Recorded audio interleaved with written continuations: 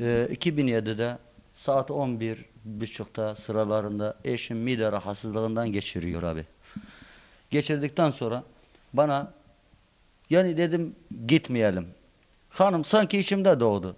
Dedi baktım çok ağlıyor. Götürdüm Akçakar'a acil servisine. Acil servisinde müdahale edilen bir doktor adlı Mehmet Demir şahıslı muayene etti. Muayene ettikten sonra kalktı bir enjeksiyon yazdı. O enjeksiyon hemşire hanıma verdi. Hemşire kalktı. Bu enjeksiyonu uyguladıktan sonra hanım bağırısını duydum. Sesini duydum. Koştum dedim ne oldu? Dedi sakatlandım. Geldim tekrar doktorun yanında geldim. Dedim hocam yazdığınız iğne hanıma zarar verdi. Bu zararın ne yapmamız gerekiyor? Dedi ki binde bir zehri %50 yükselen bir ağrısı olabiliyor.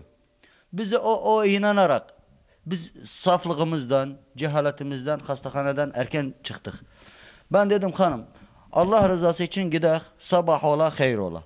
Öbür gün kalktım doktorumuza yine gittim. Dedim hocam sizin yaptığınız iğne kadına bakıyorum artık kalkamıyor. Ne yapmamız gerekiyor? Dedi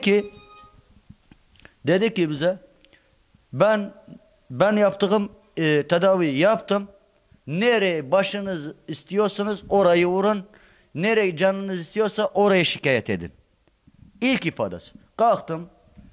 Kamera kaydının içinde az önce size orijinal hastahane şikayet forumu. Bu fotokopisi abi. Göster onu. Bu Antep'in mahkemesi. Bana gönderdiği kararı. Bana diyor sen hakkını arayabilirsin. Ben hakkımı aradığım için ben bu duruma düştüm. Evimden edildim. Çünkü git gele bağladılar. Borcun altına girdim. Bir evim gitti. 2 kredi çektim. Hala kefiller parası benden isteniyor.